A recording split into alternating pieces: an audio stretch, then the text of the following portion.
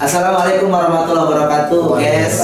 Alhamdulillah kita jumpa lagi di ruang Ustadz Danu yang mudah-mudahan ini membawa keberkahan buat kita semua, membawa edukasi, membawa wawasan, dan semoganya dengan menonton ini menjadi wasilah Allah menurunkan hidayah buat kita semua.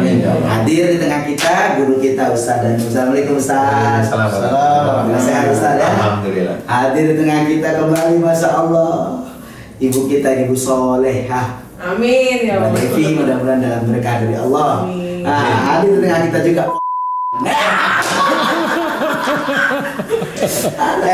Masih dilihat daripada bukti.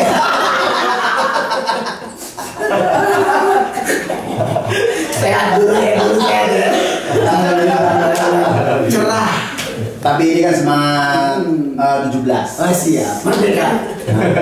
Kan kalau misalkan dalam kumpul B ada yang namanya ngaji. Yang Iya, ngaji ngatur jiwa.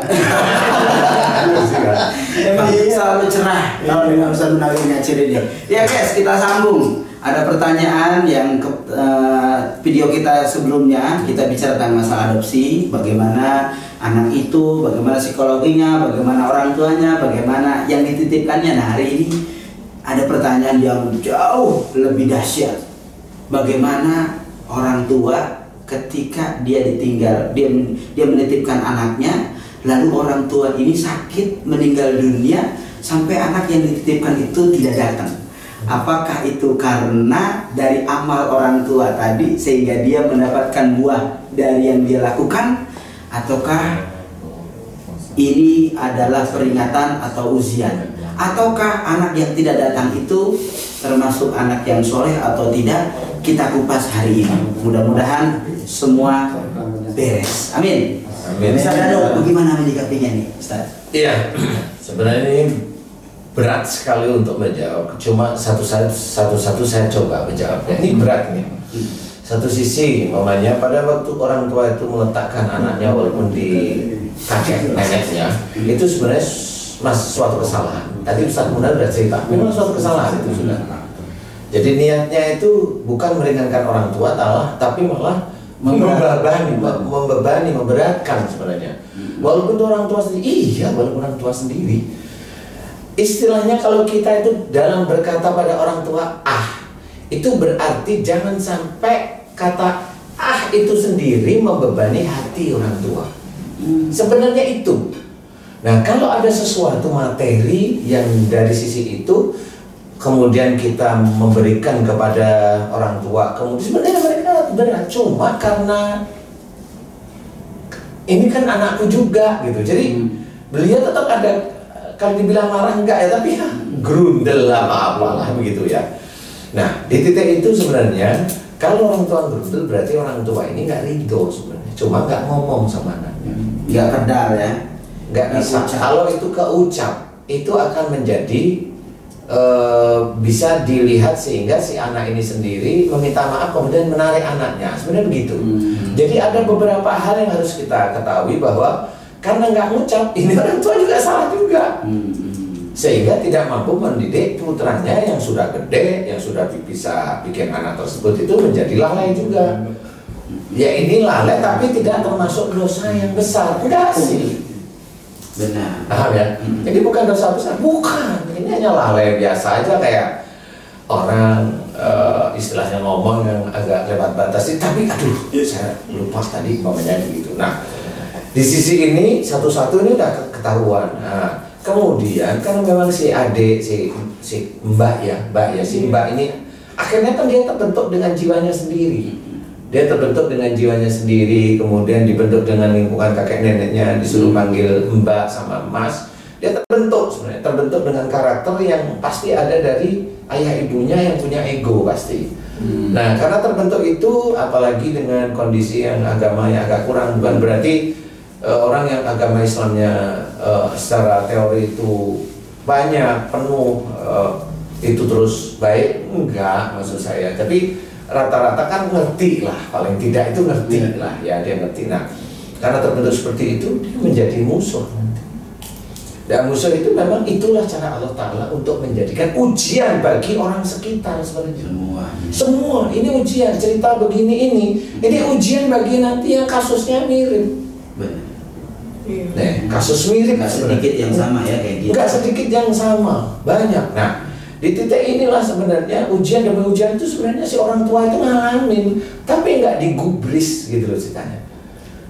Nggak digubris. Nah, di titik inilah mulai si anak, walaupun dia dikasih tahu itu ayahmu, itu ibumu, dia tetap nggak mau karena kenapa saya ditinggal? Mindsetnya dari dulunya mindsetnya sudah begitu, dia kebentuk dari tekanan hatinya, protesnya itu kebentuk terus gitu.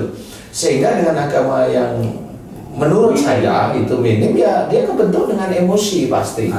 Akhirnya kebentuk dengan emosi, dan dengan emosi itulah sama seperti dulu si ayah dan ibunya, karena emosinya, karena merasa kali uangnya ini atau kali kerepotan kalau ada anak titipin sama. Oh, jadi sambungnya di situ. Sambung, dia akan mengaca sama orang tuanya di situ. Gitu loh ceritanya. Iya. Kenapa nggak dekat? Iya, karena pada waktu aku masih kecil, kalau si anak bilang, atau kita melihat orang-orang yang bukan orang ya, makhluk Allah yang tahu betul itu kan. Bisa aja ya karena dulu kamu kan sama anakmu kurang sayang, kenapa kamu titipin di situ? Kalau ada makhluk yang bisa ngomong begitu sama orang tuanya itu ngomong gitu loh. Tapi kan memang nggak ada makhluk ini bukan jin. Saya tidak bilang jin. Umpamanya ada malaikat yang dia kan ada malaikat al-muaqibat umpamanya. Dia yang senantiasa dari sekitar manusia. Itu kalau bisa ngomong kali ya. Kalau diizinkan ngomong sama manusia. Nah, maksud saya adalah inilah akhirnya gambaran. Nah, gambaran yang begitu si orang tua ini dengan anaknya yang begini nggak bisa dipegang, dia selalu pergi, tidak bisa dipegang. Ini juga sedih dia. Akhirnya sedih. Ini kan nggak tahu nih, walaupun Mbak Devi itu orang dekat, nggak tahu si ibu sama ayahnya si Mbak ini bertengkar sendiri. Akhirnya main salah kamu deh dulu, ini. Nah ini kan nggak sadar ini sebenarnya kan. Ini nggak sadar. Dari nggak sadar ini namanya orang. Saya juga belum diizinkan oleh Allah Ta'ala muncul di zaman dulu kali ya. Sehingga nggak sadarnya inilah terus berantem. Padahal kita pengen ngerangkul ini itu normal lah ya. Orang tua itu kalau sudah tua itu kan pengen anak-anaknya rukun, ada bisa dilihat mata.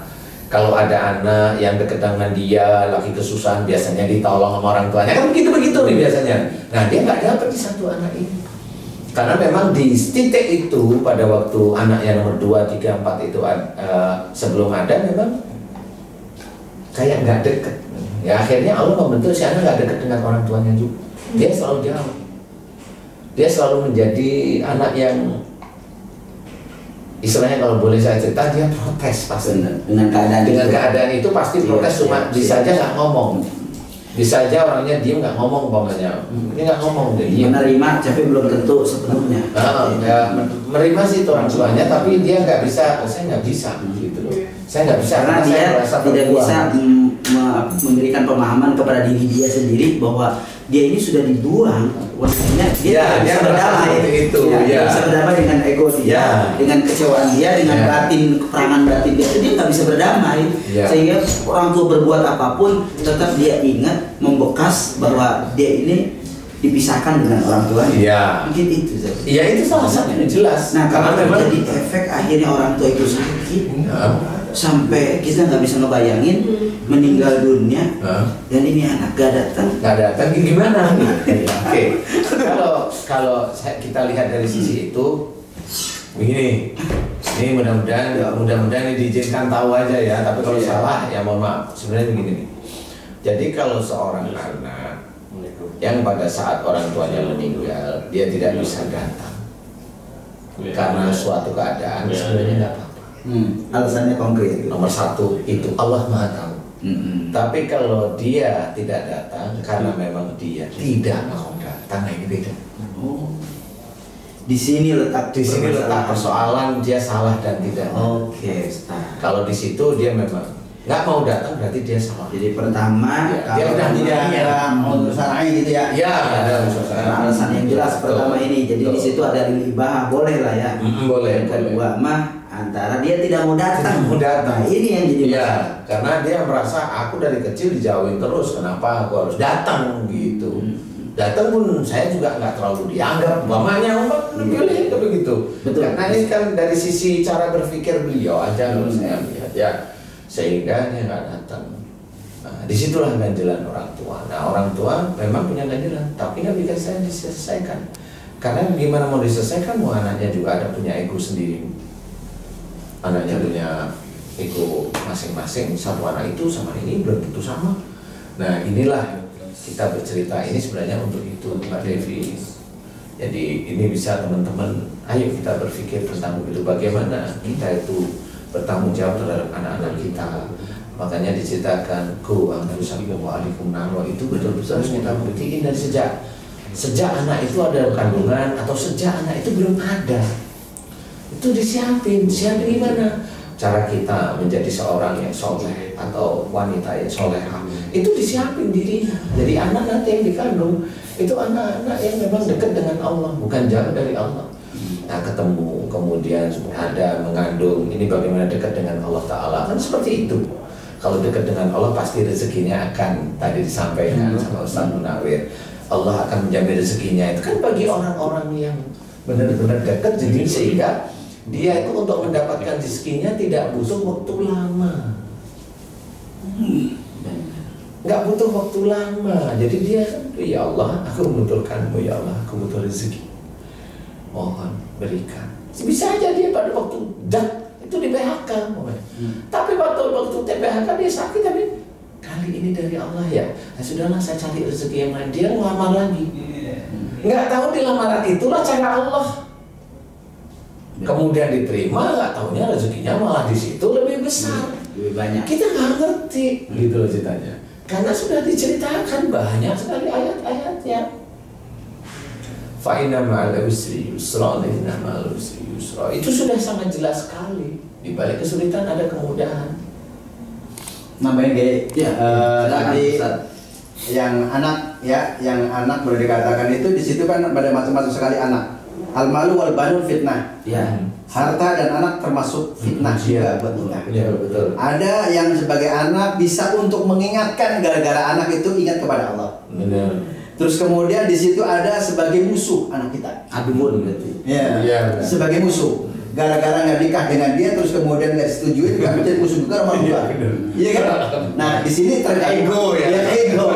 Ini mau ikut anak yang mana? Pilih tinggal 3. Mau yang ingat kepada Allah atau yang fitnah atau misalkan menjadikan wa'ad atau permusuhan buat kita. Itu yang sangat-sangat menyesalkan kepada anak-anak kita yang sebagai contoh orang tua kita lah. Artinya cara menjadi kepada anaknya. Gitu. Jadi benar-benar apa yang diajarkan tentunya ini yang salah bukan anaknya kalau menurut saya. Benar. Itu ya awali dari orang tua. Jadi keadaan orang tua meninggal itu nggak datang gimana tuh jadi? Karena kan haknya orang tua pun juga ada, hak anak pun juga ada.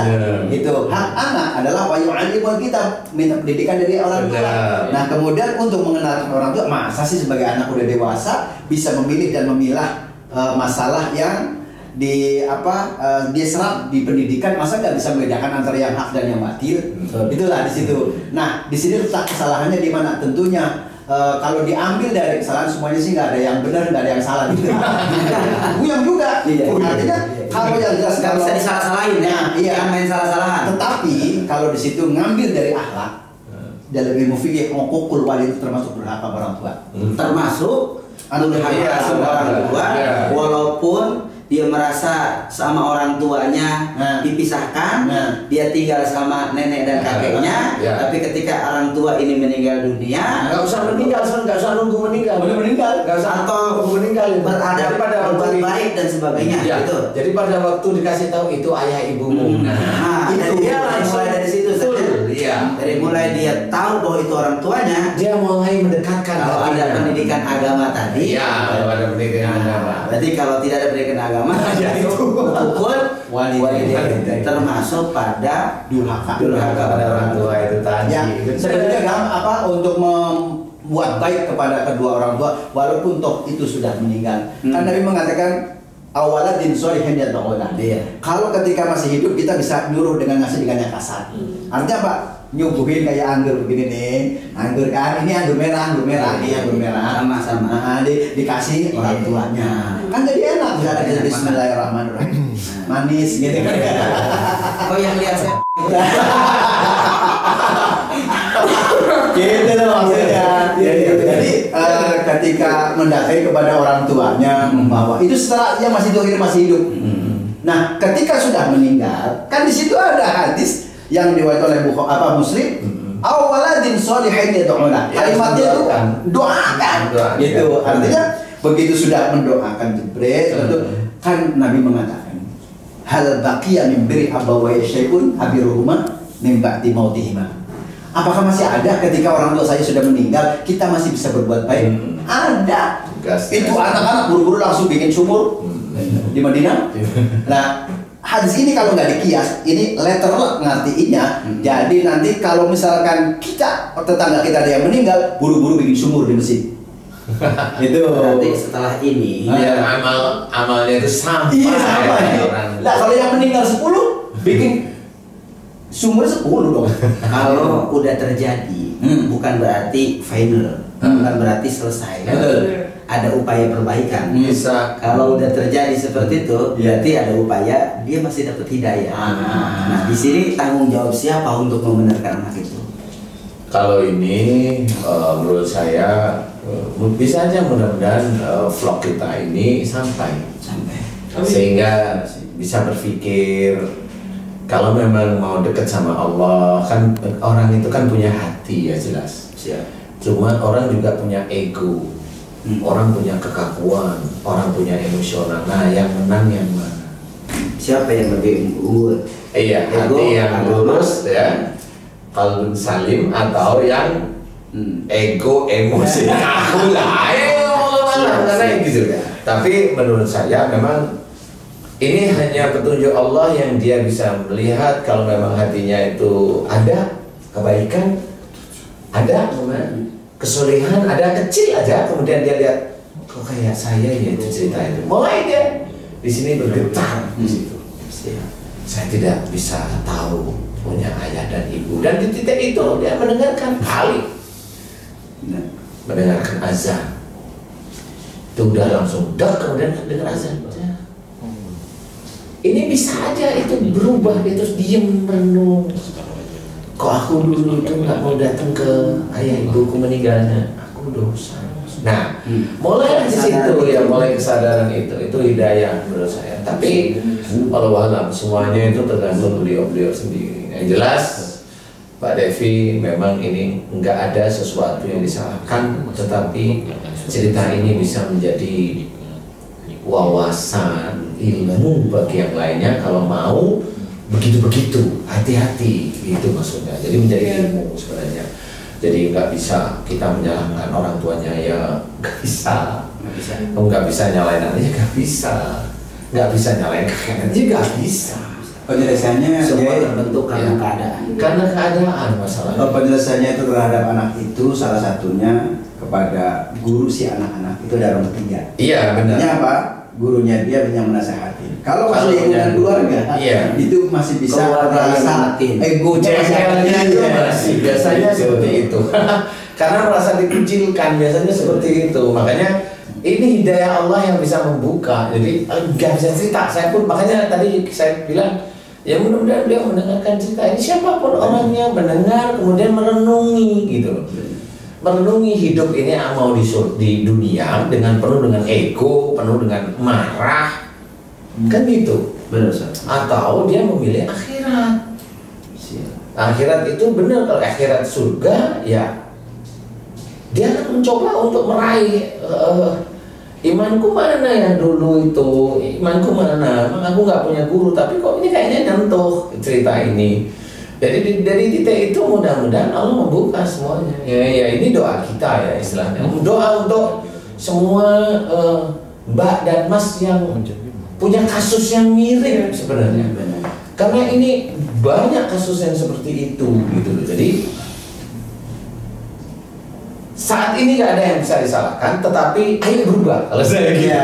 Karena intinya adalah orang itu sebesar-besarnya dosa orang tersebut, Allah yang paling disukai apa dari orang yang dosa besar tersebut? Tobatnya sebenarnya. Dia tobat sebenarnya, tobat dan nggak mau melakukan lagi dan menyesal, kemudian dia masuk kepada doa anak yang soleh. Kan ini belum terlambat ini ya, gitu ya.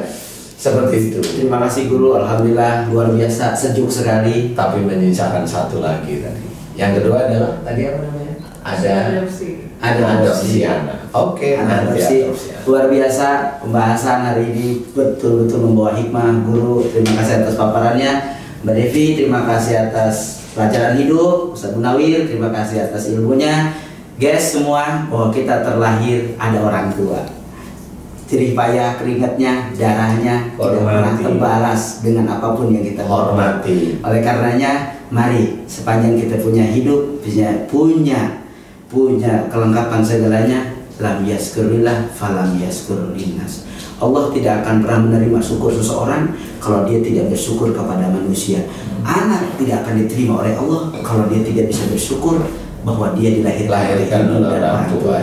Mudah-mudahan ini jadi pendidikan buat kita semua. Terima kasih. Salam buat semuanya. Jangan lupa like, komen, dan subscribe. YouTube channelnya guru saya Ustaz Dan Official, Ustaz Munawir Ngaji Official, Official, Ustaz Abe Official. Mudah-mudahan berkah buat kita semua. Terima kasih. Assalamualaikum warahmatullahi wabarakatuh. Waalaikumsalam warahmatullahi wabarakatuh.